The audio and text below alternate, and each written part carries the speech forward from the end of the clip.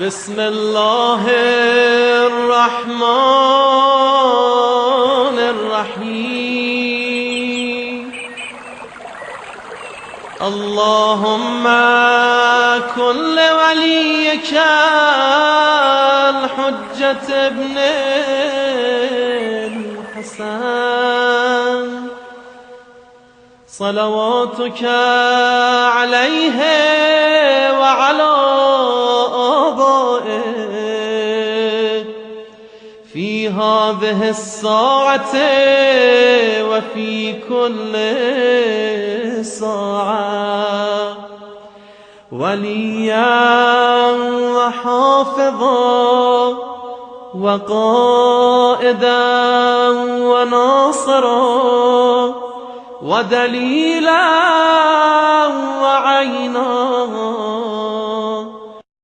حتى تسكنه أرضك طوعا وتمتعه فيها. أعوذ بالله من الشيطان الرجيم. بسم الله الرحمن الرحيم. جو نجاست نمازی کے لباس میں معاف ہیں، اس کا دوسرا پہلو شروع ہوا تھا کہ اگر 1 درہم کی مقدار کے برابر خون نہیں 1 درہم سے کم خون چاہے لباس میں لگا ہو یا بدن میں لگا ہو تو یہ معاف سمجھا گیا ہے، مگر یہ 1 درہم سے کم وہ خون ہے کہ جو انسانوں کا خون ہو یا حلال گوشت جانور کا خون ہو، وہ معاف ہے. لیکن انسانوں کے خون میں بھی کچھ خون ایسے ہیں کہ جو معاف نہیں ہیں، تو اب ان کا تذکرہ شروع ہو رہا ہے کہ جو معاف نہیں ہیں. اور معاف نہیں ہے کا مطلب یہ ہوا کہ ذرہ برابر بھی اگر وہ لباس یا بدن پر لگ جائیں گے تو اس میں نماز نہیں ہو سکتی ہے. ذرہ برابر کا مطلب ہے کہ ایک سوئی کی نوک کے برابر بھی اگر لگ جائیں گے تو وہ صحیح نہیں ہے. اب اس کا بیان شروع ہو رہا ہے. وَيُسْتَثْنَى مِنْ ذَلِكَ دَمُ الْحَيْضِ وَيُلْحَقُ بِهِ عَلَى الْأَحْوَةِ لُزُومًا دَمُ نَجِسِ الْعَيْنِ وَالْمَيْتَةِ وَالسُّبَاعِ بل مطلق غیر معقول اللحم. سب سے پہلی بات تو یہ کہ اگر حیض کا خون ہے تو ذرہ برابر بھی ہے تو وہ معاف نہیں ہے. جو خواتین کو ماہانہ نجاست کا خون آتا ہے اس میں ذرہ برابر بھی گنجائش نہیں ہے، ایک سوئی کی نوک کے برابر بھی ہوا تو معاف نہیں ہے. اس میں فتویٰ ہے. لیکن اور بھی خواتین کی نجاست ہوتی ہیں، جیسے بچے کی پیدائش کے وقت جو خون آتا ہے اسے نفاس کا خون کہا جاتا ہے. نفاس کا خون یہ بھی اگر ذرے کے برابر لگ جائے تو معاف نہیں ہے. اسی طرح سے اگر کسی اور پریشانی کی وجہ سے خون آئے جس کو استحاضہ کا خون کہا جاتا ہے، یہ بھی نجاست والا خون ہے. یہ نفاس والا خون اور استحاضہ والا خون یہ بھی معاف نہیں ہے مگر احتیاط لازم کے طور پر. وہ حیض والے خون کے بارے میں فتویٰ تھا، اس میں احتیاط لازم ہے. اور اسی طرح سے ایسے مردار کا خون کہ جو نجس ہے، مردار کبھی پاک بھی ہو سکتا ہے، تو پھر یہ کیوں کہا جا رہا کہ ایسے نجس مردار کا خون؟ جی مردار پاک ہو سکتا ہے. اگر آپ نے گائے کو شرعی طریقے کے مطابق ذبح کر دیا تو مردار تو ہے مگر پاک ہے، لہذا یہ لفظ استعمال کیا جا رہا ہے.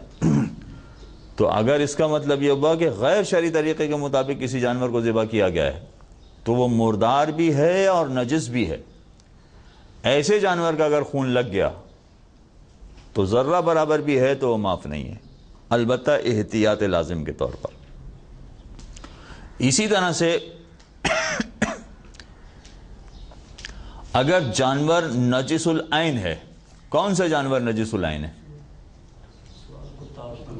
کتا اور سور، بالکل صحیح ہے.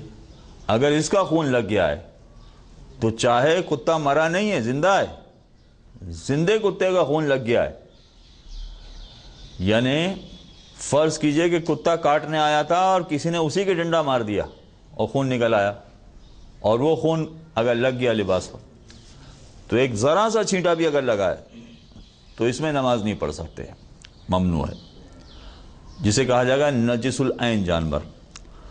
اور اسی طرح سے اگر درندے کا خون لگا ہے، درندے کا مطلب ہے کہ وہ سارے جانور کہ جو گوشت خور جانور کہلاتے ہیں، انسانوں کو یا درندوں کو دوسرے جانوروں کو چیر پھاڑ کر اپنی غذا حاصل کرتے ہیں، ان کا خون بھی لگ جائے تو بھی معاف نہیں ہے۔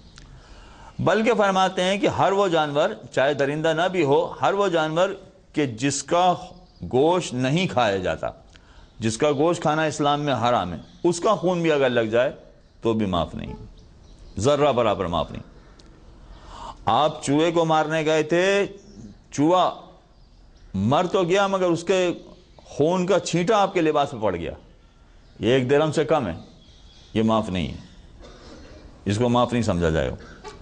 اور یہی مسئلہ چپکلی میں بھی آئے گا، نہ جانے چپکلی کو خون جہندہ کہتے ہیں کہ نہیں کہتے ہیں، اب یہ دیکھنا پڑے گا ذرا۔ خون جہندہ کا مطلب اگر اس کو ذبح کیا جائے تو خون اچھل کے نکلتا ہے کہ نہیں نکلتا ہے، یہ ذرا دیکھنا پڑے گا۔ اس لیے ہم نے چوہے کی مثال پیش کی کہ چوہے میں تو ایسا ہے۔ تو اگرچہ یہ درندہ نہیں ہے، یعنی چوہا روٹی دودھ وغیرہ سب کچھ کھاتا پیتا ہے، درندہ نہیں ہے، مگر اس کے باوجود اس کا خون بھی اگر لباس پہ یا بدن پہ لگ جائے گا تو معاف نہیں ہے۔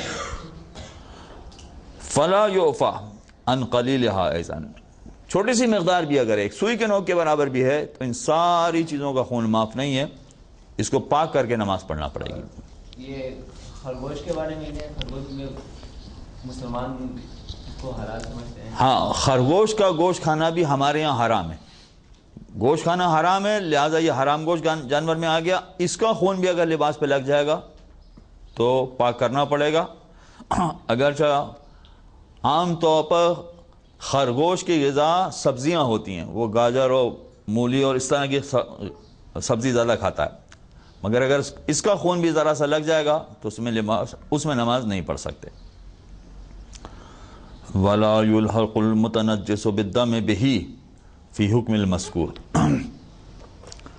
اچھا، اب آ جائیے اصل مسئلے پر۔ اصل مسئلہ کیا تھا کہ 1 درہم کی مقدار میں کے برابر معاف ہے، ٹھیک ہے، وہ انسانوں کا خون ہو یا حلال گوشت جانوروں کا خون ہو، وہ معاف ہے، خون معاف ہے۔ مگر اگر فرض کیجئے کہ کوئی ایسی چیز ہے کہ جو خون کی وجہ سے نجس ہوئی ہے، کس کا خون؟ انسانوں کا خون یا حلال گوشت جانور کا خون، اس کی وجہ سے نجس ہوئی ہے اور وہ ہمارے کپڑے پہ لگ گئی یا وہ ہمارے لباس پہ لگ گئی تو نہیں، وہ معاف نہیں۔ مثلا ہم جلوس میں گئے، اگر جلوس میں گئے اور خون کے چھینٹے اڑے جو 1 درہم سے کم ہیں تو ہم مسجد میں جا کے نماز پڑھ سکتے ہیں، کوئی حرج نہیں۔ یعنی ہمیں معلوم بھی ہے کہ ہمارا لباس خون سے نجس ہو گیا ہے، بدن خون سے نجس ہو گیا ہے، مگر یہ 1 درہم سے کم ہے تو کوئی حرج نہیں، نماز پڑھ لیں، بالکل صحیح ہے نماز۔ لیکن ہوا کیا؟ ہوا یہ کہ جو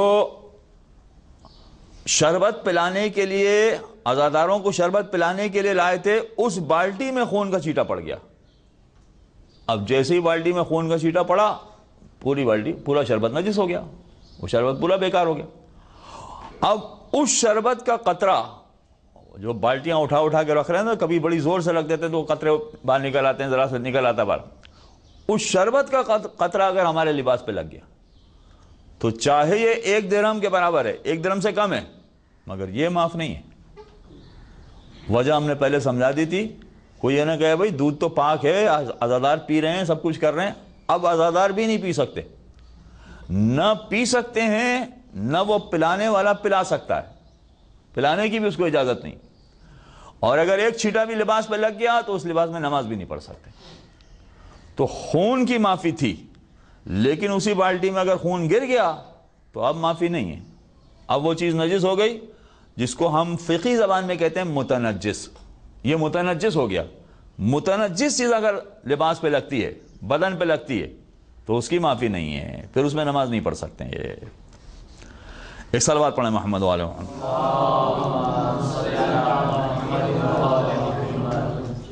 اب ذرا سا ایک پیچیدہ مسئلہ ہے، اس لیے کہ جو مسئلہ زیادہ بور کرنے والا ہوتا ہے وہ زیادہ پیچیدہ بن جاتا ہے. حالانکہ مسئلہ پیچیدہ نہیں ہے، آدمی سننے میں ذرا لگتا ہے کہ کیا یہ ایسی چھوٹی چھوٹی باتیں لے کے بیٹھ گئے ہیں، مگر چھوٹی چھوٹی باتیں نہیں ہیں، انہی مسئلوں پر عبادت کا دار و مدار ہے. اب یہ کہہ رہے ہیں کہ فرض کیجئے کہ کسی کے لباس پہ خون گرا، اور خون کا قطرہ اس طرح سے گرا کہ کپڑے کے ایک طرف سے گرا اور دوسری طرف بھی وہ نظر آ رہا ہے. تو دوسری طرف بھی نظر آ رہا ہے تو دونوں کو ملائیں گے، یعنی ایک حصہ یہ ہو گیا اور ایک حصہ وہ ہو گیا، اور پھر ہم یہ دیکھیں گے کہ ایک درہم سے کم ہے یا نہیں، یا ہم کہیں گے نہیں دونوں مل کے ایک ہی ہے. کیا کہیں گے؟ فرض کیجئے کہ پونے درہم کے برابر ایک جگہ پہ نظر آ رہا ہے، پونے درہم کے برابر دوسری جگہ نظر آ رہا ہے، تو 1.5 درہم ہو گیا. مگر ہم پونا اور پونا ملا کے دو الگ الگ سمجھیں، یا نہیں یہ دونوں کو ملا کے فقط پونا ایک ہی سمجھیں؟ کیا سمجھیں؟ یہ ہے اصل مسئلہ. اگر پونا درہم ہے تو نماز پڑھ سکتے ہیں، لیکن 1.5 درہم ہے تو نہیں پڑھ سکتے. تو یہ ہے کیا، پونا ہے یا 1.5 ہے، یہ سمجھنا ہے. اذا تفشى الدم من احد الجانبین الى الاخر فهو دم واحد. کہتے ہیں کہ اگر خون اتنی مقدار میں گرے کہ کپڑے پہ گرنے کے بعد وہ دوسری طرف نکل آئے، تو کہتے ہیں کہ اس کو دو الگ الگ خون نہیں سمجھیں گے، ایک ہی خون سمجھیں گے. لہذا اگر دونوں طرف خون بھی ہے اور اگر 1 درہم سے کم ہے تو کوئی حرج نہیں، اس میں نماز پڑھ سکتے ہیں. نعم اذا كان كالتشفى من مثل الزهارة الى البطانة فهو دم متعدد في صورة التصاقهما بحيث يعد في العرف دما واحدا الا في صورة التصاقهما بحيث يعد في العرف دما واحدا. ہاں لیکن اگر فرض کیجئے یہی والا خون لباس کی کسی ایسی جگہ پہ لگا ہے کہ جہاں پر استر وستر ہوتا ہے، مثلا آستین پہ لگا ہے تو آستین کے اندر استر ہوتا ہے. اب اگر یہاں قطرہ گرا اور وہ دوسری طرف سے باہر نکلا تو اب یہ تو مان لیا جائے گا کہ نہیں یہ والا حصہ الگ ہے اور جو دوسری طرف نکلا ہے وہ والا حصہ الگ ہے. تو اب اگر یہ پونا پونا بھی ہو تو ملا کے 1.5 ہو گیا، اب نہیں پڑھ سکتے نماز. سوائے یہ کہ جو آج کل تو ہر چیز بڑی ترقی کرتی جا رہی ہے نا، سوائے یہ کہ وہ استر اس طرح سے کپڑے کے ساتھ چپکا دیا گیا ہو، بالکل چمٹا دیا گیا ہو. جیسے جیکٹ ویکٹ بنتے ہیں اس میں نہیں وہ چیزیں چمٹا دیتے ہیں، چپکا دیتے ہیں بالکل بری طرح سے. سوائے یہ کہ وہ استر اس کپڑے کے ساتھ اس طرح سے چپٹا دیا گیا ہے، وہ چمٹ گیا ہے کہ وہ کہا ہی نہیں جا رہا ہے کہ یہ 2 چیزیں ہیں، کہا یہ جا رہا ہے کہ نہیں ایک ہی چیز ہے. اس طرح سے چمٹا دیا گیا ہے. اگر یہ کہا جا رہا ہے کہ نہیں یہ 2 نہیں ایک ہی چیز ہے، کپڑا الگ اور استر الگ، ایسا نہیں ہے، یہ چمٹنے کے بعد ایک چیز بن گیا ہے، تو کہیں گے کہ ٹھیک ہے پھر یہ ایک ہے. تو پھر وہی والا اصول چلے گا کہ ایک طرف سے اگر خون کا قطرہ گرا ہے دوسری طرف نکلا ہے تو دونوں کو ملا کر ہم ایک ہی خون سمجھیں گے. وَيُلَاحَظُ التَّقْدِيرُ الْمَذْكُورُ فِي صُورَةِ التَّعَدُّدِ بِلِحَاظِ الْمَجْمُوعِ فَإِن لَمْ يَبْلُغِ الْمَجْمُوعُ سِعَةَ الدِّرْهَمِ عُفِيَ عَنْهُ وَإِلَّا فَلَا. کہتے ہیں اگر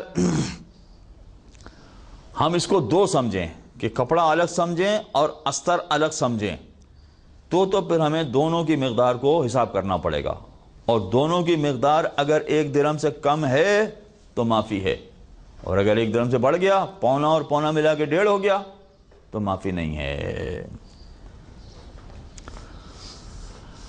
یہ ساری گفتگو ہو گئی اس مقام پر کہ کپڑے پر خون گرتا ہے اور دوسری طرف سے نکل آتا ہے. اب آ جائیے ایک دوسرا پہلو. دوسرا پہلو کیا ہے کہ جب یہ کہا گیا کہ خون معاف ہے تو خون بالکل خالص ہونا چاہیے. اگر خون کے ساتھ کوئی اور چیز مل گئی، جیسے ہم نے وہ مثال پیش کی تھی کہ شربت میں خون گر گیا، وہ تو شربت ہی کہلا رہا ہے، لوگ اس کو شربت ہی سمجھ رہے ہیں اسی لیے تو پی رہے ہیں. خون سمجھ رہا ہوتا تو کون پیتا، اس کو شربت ہی سمجھ رہے ہیں اس لیے پی رہے ہیں لوگ. یہ مثال بھی سمجھنے کے لیے اچھی بات ہے کہ لوگ اس کو کیا سمجھ رہے ہیں. شربت میں خون کے قطرے ایک قطرہ نہیں کئی قطرے گر گئے، مگر اس کے باوجود لوگ اس کو کیا سمجھ رہے ہیں؟ اس کو شربت سمجھ رہے ہیں، تو مجتہد کا فتویٰ شربت کے حساب سے آئے گا۔ لیکن اگر فرض کیجئے کہ اتنا خون گر گیا ہوتا کہ لوگ اس کو خون کہتے تو مجتہد کا فتویٰ اس اعتبار سے آتا۔ تو بہت سارے مقامات پر لوگ کیا کہتے ہیں اس پر دار و مدار ہوتا ہے۔ اب آ جائیے وہ پہلو کہ خون تو ہے مگر یہ خون خالص نہیں ہے، خون کسی چیز کے ساتھ ملا ہوا ہے، تو کہتے ہیں وہ بھی نہیں چلے گا۔ اگر کسی چیز کے ساتھ ملا ہوا خون ہمارے لباس پہ لگ گیا تو بیکار ہے۔ جیسے کل بھی ہم نے غالباً مثال پیش کی تھی کہ زنجیر کا ماتم کر رہا ہے اور زنجیر کے ماتم کرنے والے پر وہ گلاب کے پانی کا چھڑکاو کیا گیا، اب خون ملا ہوا پانی یہ اگر ہمارے قطرے پر اڑ کے نکلا ہے آیا ہے تو ایسی صورت میں یہ معاف نہیں ہے، چاہے 1 درہم سے کم بھی کیوں نہ ہو۔ اذا اختلط الدم بغیرہ من قیء او ماء او غیرہما لم یعف عنہ، اگر خون مل جائے کسی دوسری چیز کے ساتھ، دوسری چیز کیا ہو سکتی ہے؟ مثلا پیپ کے ساتھ مل جائے، پہلے بالکل خالص خون تھا وہ پیپ کے ساتھ مل گیا۔ دیکھیں کل جو مثال آئی تھی وہ زخم میں ہی پیپ کے ساتھ خون نکل رہا ہے، یعنی دونوں چیزیں جسم کے اندر سے نکل رہی ہے، تو کہا تھا کہ معاف ہے، اس میں کوئی حرج نہیں۔ یہ کیا چیز ہے؟ یہ الگ ہے۔ الگ کیا ہے کہ وہ پہلے خالص خون تھا اور خالص خون کسی دوسری چیز کے ساتھ مل گیا، وہ دوسری چیز پانی بھی ہو سکتی ہے، اگر اس کے ساتھ مل گیا تب بھی غلط ہو گیا، اب نماز نہیں ہو سکتی۔ وہ دوسری چیز پیپ بھی ہو سکتی ہے، مثلا پیپ کے ساتھ مل گیا اور ہمارے لباس پہ لگ گیا تب بھی غلط ہو گیا، ایسی صورت میں بھی نماز نہیں پڑھی جا سکتی۔ اور اس کے علاوہ اور دوسری چیزیں جو بھی آپ کے ذہن میں آتی ہوں، اگر خون خالص نہ ہو کسی اور چیز کے ساتھ مل کر ہمارے لباس یا بدن پہ لگا ہے، اس میں نماز کی معافی نہیں ہے، اس کو پاک کرنا پڑے گا۔ اور اگر کسی نے پاک کیے بغیر نماز پڑھ لی تو اس کی نماز باطل ہے۔ ایک اور صلوات پڑھیں محمد والے محمد۔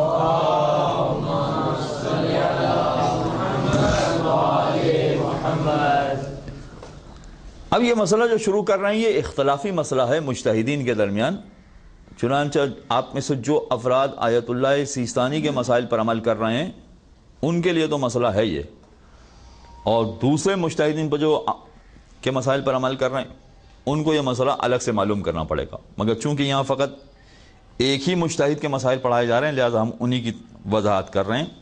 مسئلہ یہ کہ 1 درہم جیسا کہ ہم نے کہا تھا کہ وہ انگوٹھے کے اوپر کے پور کی مقدار کے برابر، اچھا یہ یہاں پر بھی یہی والی بات ہے، پتہ نہیں کون سی کتاب میں ہم نے پڑھ لیا تھا کہ وہ دوسرا ہے، یہاں پر بھی یہ والی بات کہہ رہے ہیں انگوٹھے کے اوپر کے پور کی جتنی مقدار ہوتی ہے۔ بعض علماء نے وہ والی مثال دی تھی جو کل ہم نے کہی تھی 2 روپے کے برابر، لیکن یہ تقریباً برابر ہے، کوئی زیادہ فرق نہیں ہے اس میں۔ انگوٹھے کے اوپر کے پور کی مقدار کے برابر یہ درہم کہا جاتا ہے، اس سے کم ہونا چاہیے۔ اگر کسی خون کے بارے میں شک ہو جائے کہ یہ اتنی ہے جتنی معاف ہوتی ہے یا اس سے زیادہ ہے تو کیا سمجھیں گے؟ کیا سمجھنا چاہیے اس کو؟ پتہ نہیں چل رہا کہ جتنی مقدار معاف ہوتی ہے اتنی ہے یہ والی مقدار خون کی یا اس سے زیادہ ہے، تو کیا سمجھا جائے؟ تو اس میں یہ کہہ رہے ہیں یہ فقط آیت اللہ سیستانی کا مسئلہ ہے، باقی مجتہدین کا نہیں، دوبارہ تکرار کرنا پڑی۔ یہ کہہ رہے ہیں کہ آپ اس کو وہ مقدار سمجھیں کہ جو معاف ہوتی ہے۔ نتیجہ کیا نکلے گا اس کا؟ کیا نتیجہ نکلے گا؟ اس کا مطلب ہے کہ نماز پڑھ سکتے ہیں۔ آپ اس کو یہ سمجھیں کیسی؟ اچھا یہ آپ تردد میں پڑھیں اس کی بات ہے، اگر آپ کو یقین ہو گیا کہ نہیں یہ زیادہ ہے تو پڑھ ہی نہیں سکتے، پتہ چل گیا کہ یہ مقدار زیادہ ہے تو نماز پڑھ ہی نہیں سکتے۔ تردد میں پڑھیں کہ پتہ نہیں زیادہ ہے یا اتنی ہے جو معاف ہوتی ہے، جب تردد میں ہو تو کہا کہ آپ اس کو اتنی سمجھیں کہ جو معاف والی ہے، چنانچہ اگر نماز پڑھ لیں گے تو کوئی حرج نہیں ہے۔ اذا تردد قدر الدم بین المعفو عنہ والاکثر، اگر کوئی شخص تردد کرتا ہے کہ یہ والی مقدار اتنی ہے کہ جس کی معافی دی گئی ہے یا اس سے زیادہ مقدار والا خون ہے، یہ بنا علی العفو، تو یہ سمجھے کہ یہ اتنی مقدار ہے کہ جس کی معافی دی گئی ہے، الا اذا کان مسبوقا بالاکثریت عن المقدار المعفو عنہ، سوائے یہ کہ پہلے تو اس کو معلوم تھا کہ یہ مقدار زیادہ، پہلے جب اس نے دیکھا تھا تو اس کو یقین تھا کہ یہ والی مقدار زیادہ ہے، اب جب دوبارہ اس کو دیکھ رہا ہے تو یہ شک میں پڑ گیا کہ یہ اتنی ہے کہ اتنی ہے، یعنی معاف والی مقدار ہے یا دوسری والی ہے۔ تو اگر پہلے اس کو یقین ہو گیا تھا کہ یہ زیادہ والی مقدار ہے، اب یہ کم نہیں سمجھ سکتا، اب یہ معافی والی نہیں سمجھ سکتا، اب اس کو پاک کرنا پڑے گا۔ یہ ذرا سا اصولی مسئلہ ہے، اس کی تحقیق میں ہم جانا نہیں چاہتے ہیں، بس آپ اصل مسئلے کو پیش نظر رکھیے کہ اگر عام حالات میں تردد ہو جائے تو اس کو معافی والی مقدار سمجھیں گے، سوائے یہ کہ اگر پہلے جب دیکھا ہو اس وقت یقین ہو گیا ہو کہ نہیں یہ تو زیادہ مقدار ہے، اس کو پاک کرنا پڑے گا۔ جب دوبارہ دیکھنے گئے تو اب دوبارہ جب تردد ہوا تو اب اس کو کم نہیں سمجھ سکتے، اس کو وہی پرانا والا سمجھیں گے کہ زیادہ والی مقدار ہے، لہذا اس کو پاک کرنا پڑے گا۔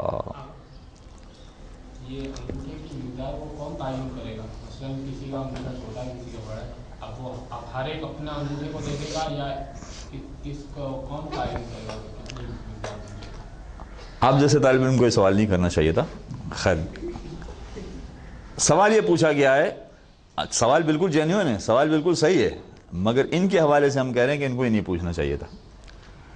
سوال بالکل جینیون ہے، سوال یہ ہے کہ 1 درہم کی مقدار انگوٹھے کے اوپر کی پور کے برابر، یہ ہم نے بتایا، یہ کون تعین کرے گا کہ کس کا انگوٹھا؟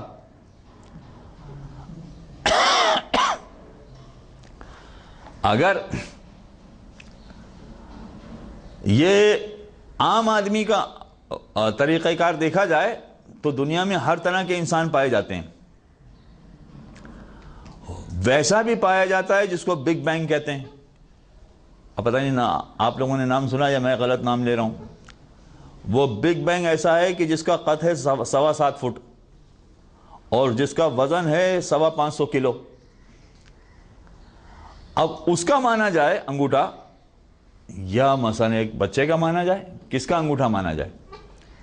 نہ بگ بینگ کا مانا جائے گا نہ اس بچے کا مانا جائے گا۔ بچے سے ہماری مراد کیا ہے کہ یہ بالغ ہو گیا ہے، 15 سال اس کے پورے ہو گئے، 15 سال پورے ہو گئے، اس لیے اسلام کی نگاہ میں یہ بچہ نہیں رہا، اب یہ بالغ انسان بن گیا ہے، بالغ انسان ہے مگر انگوٹھا بیچارے کے بچے کی طرح ہی ہے تو اتنی عمر کا، تو اتنا ہی اس کا انگوٹھا ہے، تو کس کا انگوٹھا مانا جائے گا؟ کہتے ہیں نہ اس کا مانا جائے گا نہ اس کا مانا جائے گا۔ عام طور پر لوگوں کے انگوٹھے کتنے ہوتے ہیں بس ایسا مانا جائے گا۔ عین ممکن ہے کہ ایک شخص 3 فٹ کا ہو تو اس کو انگوٹھا کتنا ہوگا؟ وہ بھی 3 فٹ جیسا ہی ہوگا، اور ایک ہے 7.25 فٹ کا تو اس کا انگوٹھا کیسا ہوگا؟ وہ بھی نہیں، یہ عام لوگوں کا طریقہ مانا جائے گا، عام لوگوں کا انگوٹھا کتنا ہوتا ہے اس کے مطابق مقدار کا تعین کیا جائے گا۔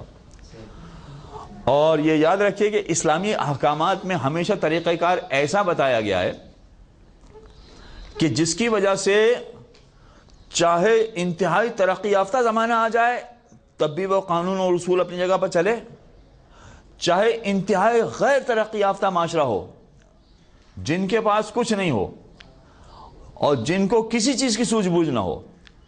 اب اگر آج بھی انڈیا کے یا افریقہ کے کچھ جنگلوں میں چلے جائیں، چھوٹی چھوٹی بستیاں، چھوٹی چھوٹی آبادیاں ہیں، ان چھوٹی آبادیوں میں اگر 200 یا 500 افراد رہتے ہیں، ان میں سے ایک شخص بھی پڑھا لکھا نہیں ہے، سب کے سب نرے جاہل، بالکل جاہل، پکے جاہل، ایک شخص، یعنی ان 500 افراد کی آبادی میں سے کسی بڑے سے بڑے بوڑھے کو کھڑا کر کے بھی اگر کہا جائے کہ تم 20 تک گنتی سنا دو تو میں تمہیں 1 لاکھ روپے دوں گا، آپ یہ آسانی سے کہہ سکتے ہیں، اس لیے کہ آپ کو دینے ہی نہیں پڑیں گے، وہ سنا ہی نہیں سکتا، 20 تک کی گنتی بھی نہیں سنا سکتا، ایسے نہیں رہ جائے۔ تو اب جو انتہائی ترقی یافتہ افراد ہیں ان کے لیے اسلام کے قانون الگ بنے اور یہ انتہائی جاہل قسم کے لوگ ہیں ان کے لیے الگ بنے، یہ تو ممکن نہیں ہوگا۔ اور پھر ہر زمانے میں ترقی ہو رہی ہے، تنزل ہو رہا ہے، دونوں چیزیں ہو رہی ہیں، تو قانون کیسے بنے گا؟ تو قانون اس حساب سے نہیں بنے گا کہ اتنے سینٹی میٹر کا ہو یا اتنے ملی میٹر کا ہو یا اتنے وزن کا ہو یا اتنے کلو کا ہو، قانون اس سے نہیں بنے گا۔ قانون کس سے بنے گا؟ پھر انسان کے اس سے بنے گا قانون جو ہر انسان اس قانون کو اپلائی کر سکتا ہو. وہ کیا ہے؟ ظہر کا اول وقت کہاں ختم ہوتا ہے؟ کہ اول وقت وہاں ختم ہوتا ہے کہ جہاں سے سایہ 2/7 کے برابر ہو جائے. آپ ایک چیز کھڑی کریں دھوپ میں، سایہ جب اس چیز کے 2/7 پر ہو جائے، اب کوئی آدمی کھڑا کر سکتا ہے. ترقی یافتہ ہو وہ بھی یہ کام کر سکتا ہے، غیر ترقی یافتہ ہو وہ بھی یہ کام کر سکتا ہے. بھائی دھوپ میں کسی بچے کو کھڑا کریں، اس کے سائے کے 7 حصے کریں، 7 میں سے جب 2 حصے ہو جائیں گے تو اول وقت ختم ہو جائے گا. ہر آدمی دیکھ سکتا ہے، کوئی مسئلہ نہیں. مہینہ کب تبدیل ہوتا ہے یہ نہیں دیکھا گیا کہ ستاروں کا کیلکولیشن یہ ہے، نجومیہ کو کیلکولیشن یہ ہے، فلاں نہیں بھائی تم دیکھ لو آنکھوں سے چاند نظر آ رہا ہے تو مہینہ تبدیل ہو گیا. جاہل سے جاہل آدمی بھی دیکھ سکتا ہے اور قابل سے قابل آدمی بھی دیکھ سکتا ہے، کوئی مسئلہ نہیں. تو یہ سارے قوانین ایسے ہوتے ہیں کہ جس میں کوئی رد و بدل کی گنجائش نہیں ہوتی. چنانچہ اس طرح کے الفاظ استعمال کیے جاتے ہیں تو عام طور پر، اب یہ اور شاید آگے آئے گا، اگر ہم نے وضو کے مسائل پڑھا کہ نہیں پڑھا؟ ہم نے پڑھا دیے تھے وضو کے مسائل میں. چہرے کو سر کے بال کے اگنے سے لے کے داڑھی تک دھونا ہے. اگر سر فرض کیجئے کہ کسی کا سر ہی یہاں تک ہو تو کیا کریں گے؟ پھر وضو کہاں سے کرے گا؟ وہ بال ہی نہیں ہے اس کے، پھر اس کا چہرہ کہاں تک چلا گیا؟ تو ان تمام معاملات میں عام لوگوں کو دیکھیں گے. عام لوگوں کا طریقہ کار کیا ہے؟ کسی کا ہاتھ بہت چھوٹا ہے، کسی کا ہاتھ بہت لمبا ہے، کتنا ہاتھ دھوئے گا؟ کسی کی پیشانی بہت بڑی ہے، کسی کی پیشانی ہے ہی نہیں، بالکل بہت چھوٹی ہے، تو کیا کرے گا وہ؟ یہ بہت سارے. ان تمام معاملات میں اصول کیا ہے؟ عام لوگوں کا طریقہ کار دیکھا جائے گا اور عام لوگوں کے طریقے کے مطابق عمل کیا جائے گا. یہی مسئلہ انگوٹھے کا ہوگا. اب ساری باتیں یاد آ گئی ہوں گی آپ کو. ایک اور صلوات پڑھیں محمد والے میں.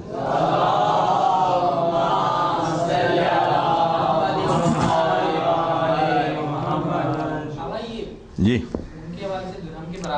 صحیح، لیکن خون تو ایک بہنے والی چیز ہے نا، صحیح، پہ کوئی پتلی سی لکیر سی بن جائے خون کی، صحیح، اور وہ درہم سے کہ لمبائی میں بڑی ہو لیکن چوڑائی میں درہم سے چھوٹی ہو تو اس کا کیا ہو؟ ہاں ایک سوال یہ پوچھا گیا کہ فرض کیجئے خون ایسا ہے کہ جو بہنے والا ہے، تو اگر اس طرح کا خون ہو کہ جس کو اگر بہنے دیا جائے تو لمبا ہو جائے گا، چھوڑ دیا جائے اس کو تو اس میں موٹی طے جم جائے گی، تو کہتے ہیں فرق نہیں پڑتا ہے. اگر بہ کے لمبا ہو گیا، اگر درہم سے یہ زیادہ نکل گیا، اب نماز نہیں پڑھ سکتے. وہ نہیں بہا، اپنی جگہ پر رکا رہا، چاہے اس کی طے بن گئی، طے بننے کے بعد بھی یہ اگر درہم سے کم ہوا تو کوئی حرج نہیں، نماز پڑھ سکتے ہیں. اصل معیار 1 درہم ہے، پھر اس کی لمبائی، موٹائی یا پتلائی کو نہیں دیکھیں گے. جی درہم سے کم ہو، اگر 1 درہم پورا ہو گیا تو معاف نہیں ہے، 1 درہم سے کم ہونا چاہیے.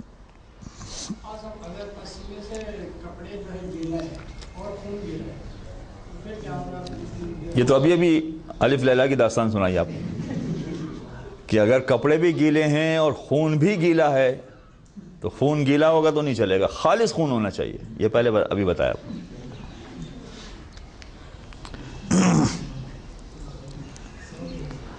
وَإِذَا كَانَتْ سِعَةُ الدَّمِ أَقَلَّ مِنَ الدَّرْهَمِ وَشَكَّ فِي أَنَّهُ مِنَ الدَّمِ الْمَعْفُوِّ عَنْهُ أَوْ مِنْ غَيْرِهِ بَنَى عَلَى الْعَفْوِ. اچھا اب آئیے ایک دوسری بات. خون ہمارے کپڑے پر لگا تو ہے، یہ 1 درہم سے کم بھی ہے، مگر اس میں شک ہو رہا ہے کہ یہ وہ والا خون ہے کہ جو معاف ہوتا ہے یا وہ والا خون ہے کہ جو معاف نہیں ہوتا ہے.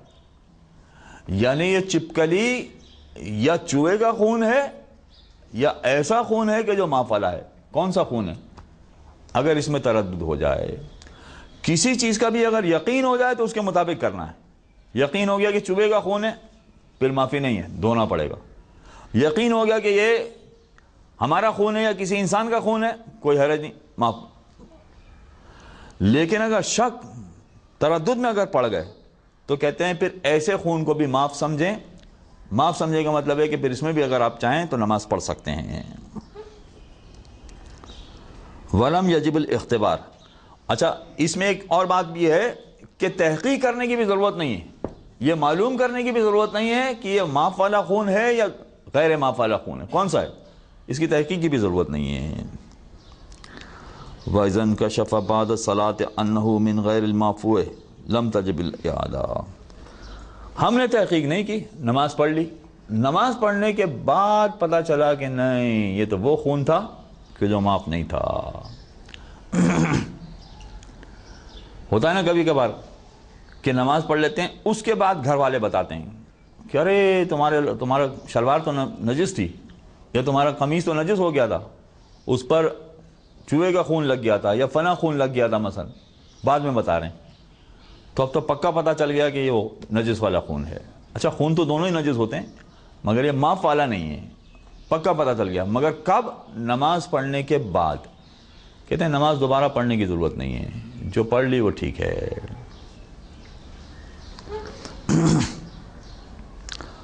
الاحوۃ لزوما الاقتصار فی مقدار الدرہم علی ما یساوی عقد الابہام، کہتے ہیں احتیاط لازم یہ ہے کہ درہم کی مقدار کو معین کرنے کا پیمانہ ہے کہ انگوٹھے کے اوپر والی گرہ کے برابر جتنی مقدار بنتی ہے، احتیاط لازم یہ کہ اتنی مقدار کو درہم سمجھا جائے۔ یہ دو گفتگو مکمل ہو گئی جس کا تعلق خون سے تھا۔ ہمارے جسم پر زخم لگا ہے، پھوڑا ہوا ہے، وہ چاہے کتنی مقدار میں بھی ہو، 1 درہم کیا 100 درہم کی مقدار کے برابر خون تھا، مگر زخم ایسا تھا کہ عام طور پر ایسے زخم کو لوگ صاف نہیں کر پاتے ہیں، تو کہا گیا کہ پھر اس کا صاف کرنا ضروری نہیں ہے۔ ایسے نجس لباس میں جو خون سے نجس ہو گیا ہے، چاہے 50 درہم کی مقدار کے برابر بھی خون لگا ہے، کوئی بات نہیں، نماز پڑھ لیں آپ۔ یا پیپ کا پھوڑا ہو گیا ہے، وہ 10 درہم کے برابر بھی پیپ اور خون مل گیا اس میں، کوئی بات نہیں، نماز پڑھ لیں۔ ایک پہلو یہ تھا۔ دوسرا پہلو یہ کہ نہیں یہ زخم کا خون نہیں ہے، ہمارے زخم کا خون نہیں ہے، تو کہا کہ 1 درہم سے کم ہو تو وہ معاف ہے، کوئی حرج نہیں۔ یہ دو مسئلے مکمل ہو گئے۔ ایسی نجاست کے ساتھ نماز پڑھنے کی اجازت ہے۔ اب آئیے تیسرا پہلو۔ تیسرا پہلو یہ کہ لباس نجس ہے اور کسی بھی نجاست سے نجس ہے، فقط خون کی نجاست کی بات نہیں ہو رہی، وہ پیشاب سے نجس ہو گیا، وہ پاخانے کے ذرات سے نجس ہو گیا، وہ کافر کے پسینے سے نجس ہو گیا، کسی بھی چیز سے نجس ہو گیا مثلا، اس کے باوجود معاف ہے، مگر کب؟ وہ لباس ایسا ہونا چاہیے کہ جس میں انسان اپنی شرمگاہ کو نہ ڈھانپ سکتا ہو، اتنا چھوٹا ہو کہ جس سے شرمگاہ نہ ڈھانپی جا سکتی ہو، اتنا چھوٹا لباس اگر نجس ہو گیا ہے تو کوئی حرج نہیں، وہ پیشاب سے بھی نجس ہو گیا ہو تو کوئی حرج نہیں، اس میں نماز پڑھنا جائز ہے۔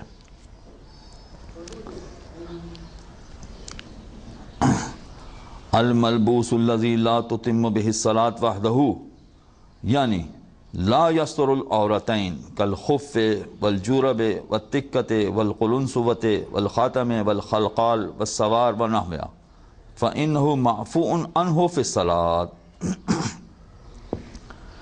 کہتے ہیں کہ ایسا لباس کہ جس میں نماز مکمل نہیں ہو سکتی، اس کا مطلب یہ ہے، یہ دونوں کے لیے، دونوں کا مطلب خواتین و مرد دونوں کے لیے ایک ہی اصول ہے، اور ایک اصول ہونے کا مطلب یہ ہوا کہ دونوں کے لیے فقط اتنی مقدار میں اگر لباس ہے تو وہ معاف ہے۔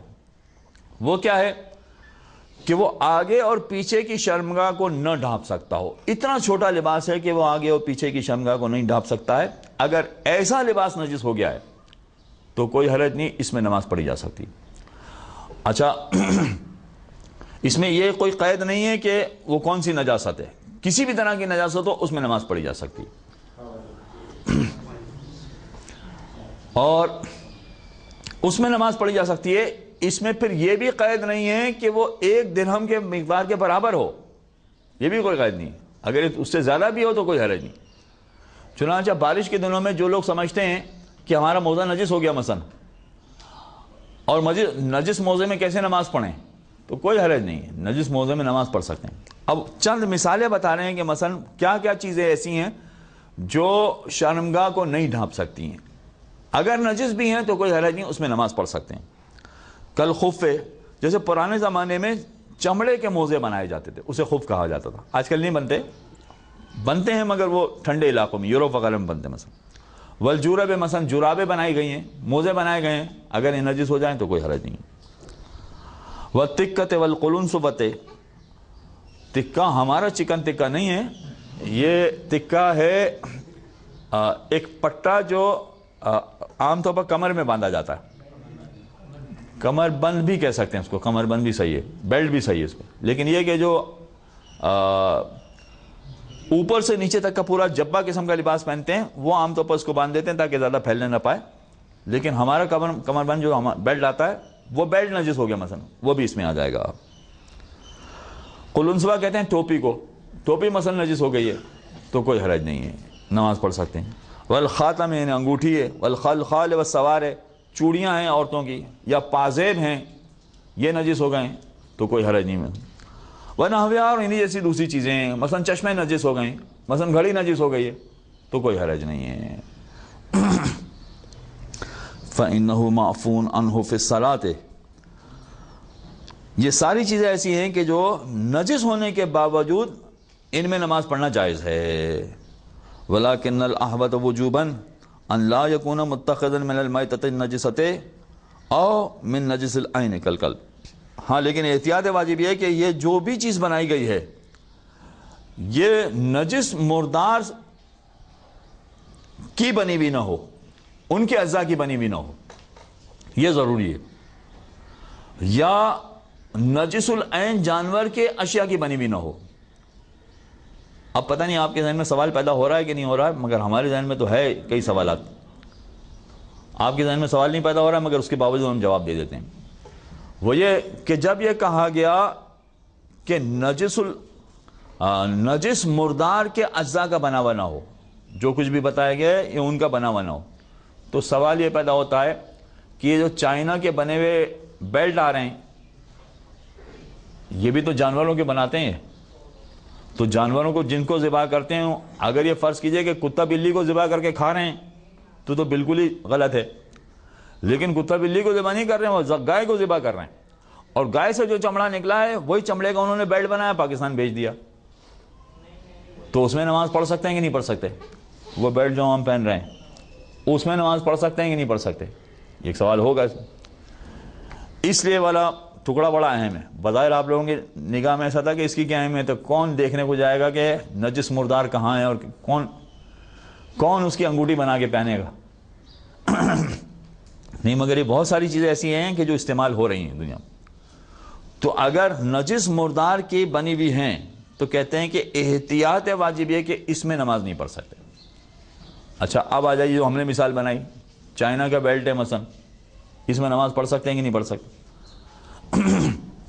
اس کا مسئلہ یہ ہے کہ اگر آپ کو یقین ہے کہ یہ ایسے جانور کا بنایا گیا ہے کہ جس کو شرعی طریقے کے مطابق ذبح نہیں کیا گیا ہے تو اس میں نماز نہیں پڑھ سکیں گے. اگر یقین ہو جائے کہ ایسے جانور، احتیاط واجب ہے کہ نہیں پڑھ سکیں گے. لیکن ہمیں نہیں پتا کہ انہوں نے شرعی طریقے کے مطابق ذبح کیا کہ نہیں کیا.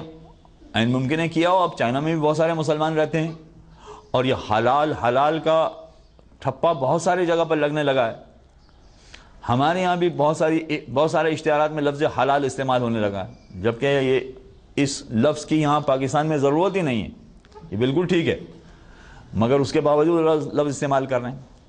تو اگر یہ پتہ نہ چلے کہ یہ بیلٹ جو ہم پہن رہے ہیں یہ ایسے جانور کا ہے کہ جس کو شرعی طریقے کے مطابق ذبح کیا گیا یا نہیں کیا گیا، یہ پتہ نہ چلے تو کوئی حرج نہیں، اس بیلٹ کو ہم استعمال کر سکتے ہیں اور اس میں نماز پڑھنا صحیح. ہاں اگر پتہ چل جائے، یقین ہو جائے، تو کہتے ہیں کہ احتیاط واجب ہے کہ پھر اس کو استعمال نہیں کر سکتے ہیں.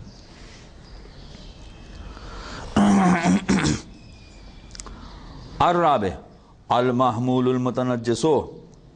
اب آ جائیے وہ ساری چوتھی چیز کہ جس میں یہ کہا جا رہا ہے کہ جو چیز نجس ہوئی ہے وہ عین نجس میں سے نہیں ہے. اب تک جتنی باتیں آئی تھی وہ عین نجس کی باتیں آئی تھی. اب یہ کہ عین نجس میں نہیں ہے، متنجس ہے، یعنی کسی نجس چیز سے یہ نجس ہو گئی ہیں. تو کہتے ہیں کہ اگر وہ کسی دوسری چیز سے نجس ہو گئی ہیں مثلا لباس نجس ہو گیا ہے، مثلا رومال نجس ہو گیا ہے، مثلا جیب میں پڑا ہوا والیٹ نجس ہو گیا ہے، یا جیب میں پڑی ہوئی دوسری چیزیں نوٹ نجس ہو گئے مثلا، تو یہ بذات خود نوٹ نجس نہیں تھا، کسی نجاست کے لگنے کی وجہ سے نجس ہو گیا، اس لیے اس کو متنجس کہیں گے۔ تو یہ متنجس اگر یہ اٹھائے ہوئے ہیں تو کہتے ہیں کوئی حرج نہیں، اس میں بھی نماز پڑھنا صحیح ہے، اس میں بھی نماز پڑھنا جائز ہے۔ الرابع المحمول المتنجس، ایسا متنجس کہ جس کو اٹھایا ہوا ہے، فَإِنَّهُ مَعْفُونَ عَنْهُ، اس کی بھی معافی دی گئی ہے کہ وہ نجس بھی ہو تب بھی اس کے باوجود اس میں نماز پڑھ سکتے ہیں۔ حتیٰ فیما اذا کان مما تتم فیہ الصلاۃ، چاہے وہ ایسی چیز ہے کہ جس میں نماز مکمل بھی ہو سکتی ہے، یعنی جو رومال ہمارے پاس ہے جو ہم نے کاندھے پر ڈالا ہوا، مثلا یہ کاندھے پر ڈالنے والا رومال ایسا ہے کہ اگر ہم اس کو باندھ لے تو یہ شرمگاہ کو ڈھانپ دے گا، اتنا بڑا رومال ہے، اور یہ رومال نجس ہو گیا ہے، کہتے ہیں کوئی حرج نہیں، اگر اس کو اٹھایا ہوا ہے یا جیب میں رکھا ہوا ہے تو کوئی حرج نہیں ہے، اس میں اس کی نجاست کا یقین ہونے کے باوجود اس میں نماز پڑھنا صحیح ہے۔ فضلم اما اذا کان مما لا تتم بہ الصلاۃ، تو اگر اتنی بڑی چیز ہے کہ جو شرمگاہ ڈھانپ سکتی ہے، نجس ہے، اس میں بھی نماز پڑھنے کی اجازت ہے، بشرطے کہ ہم نے فقط اس کو اٹھایا ہوا ہے۔ تو ایسی چھوٹی چیزیں کہ جو شرمگاہ کو نہیں ڈھانپ سکتی ہیں، نماز پڑھنے کے لیے شرمگاہ نہیں ڈھانپی جا سکتی اس کے لیے، اگر وہ نجس ہو گئی ہے تو بطریقہ اولا اس میں اجازت ہے، کوئی حرج نہیں ہے۔ اب اس کی مثال بنا رہے ہیں، کالساعۃ الجیبیۃ، جیسے وہ پرانے زمانے میں گھڑیاں آتی تھی جو جیب میں ڈال دیتے تھے، یہاں لٹکا کے پھر جیب میں ڈال دیتے، یا مثلا آج کل جو گھڑیاں استعمال ہو رہی ہیں وہ گھڑیاں۔ والدراہم، درہم کا مطلب ہے کہ وہ چاہے سکے والے ہوں، وہ روپے 5 روپے والے ہوں مثلا، یا مثلا وہ کاغذ کے نوٹ ہوں، کاغذ والے نوٹ ہوں مثلا، یہ اگر نجس ہو گئے تو پکا یقین بھی ہو کہ یہ نوٹ نجس ہو گئے، یعنی مسجد میں جاتے ہوئے ہم سے اس طرح سے گرے کہ گٹر میں گر گئے تھے، گٹر میں گر گئے تھے، مگر 5000 والا نوٹ تھا تو چھوڑنے کو دل نہیں کر رہا تھا، لہذا اٹھانا ہی پڑا اس کو۔ اب گٹر میں گر گیا ہے اور اس کو یوں کر کے کسی طرح سے سکھا دیا، بالکل سوکھ گیا، وہ پکا بالکل سوکھ گیا، اور اٹھا کے آپ نے جیب میں ڈال دیا، آپ کھڑے ہو کے نماز جماعت میں جماعت پڑھ سکتے ہیں، کوئی حرج نہیں ہے، آپ کی نماز بالکل صحیح ہے، جبکہ معلوم بھی ہے کہ جیب میں نجس نوٹ پڑا ہوا ہے۔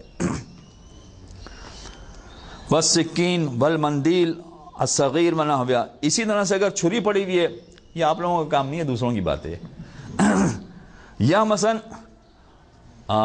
چھوٹا رومال یا تولیہ وغیرہ جو جیب کے اندر ڈال دیا جاتا ہے، اگر یہ چیزیں نجس ہیں، یا جیسے ہم نے مثال بنائی تھی مثلا اینک نجس ہے یا انگوٹھی نجس ہے مثلا، تو کوئی حرج نہیں ہے، ان ساری چیزوں میں نماز پڑھنے میں کوئی قباحت نہیں ہے، اگرچہ معلوم بھی ہے کہ نجس ہے، مگر یہ ساری چیزیں متنجس جتنی بھی ہیں ان کو کسی طرح سے اٹھائی گئی ہیں، لہذا اٹھائی جانے والی چیز اگر اتنی بڑی بھی ہو کہ شرمگاہ کو ڈھانپ بھی دے، تب بھی اگر وہ اٹھائی گئی ہے تو اٹھا کر نماز پڑھنے میں کوئی حرج نہیں، یا جیب میں رکھ کے نماز پڑھنے میں کوئی حرج نہیں ہے۔ وصلی اللہ علی محمد وآلہ طاہرین۔